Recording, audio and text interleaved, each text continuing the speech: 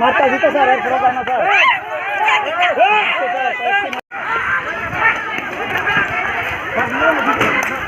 आगे सबाई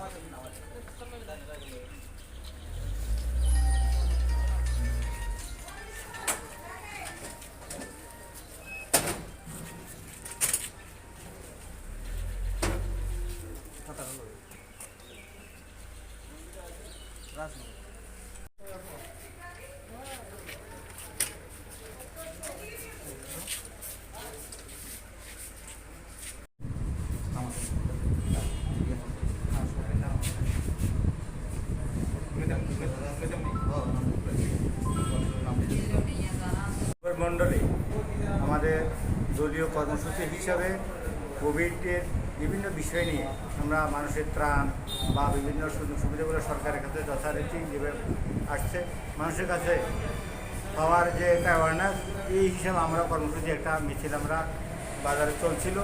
হঠাৎ করে আমরা বাজারে রাজনগর মণ্ডলের বাজারের দক্ষিণ প্রান্তে এখানে সিপিআইএমের এমএলএ সুজন দাসের বাড়ি তারা এই 5 দফা দাবি এরকম একটা সম্বলিত প্রোগ্রাম করবে বলে তারা একটা রেলি বের করেছে।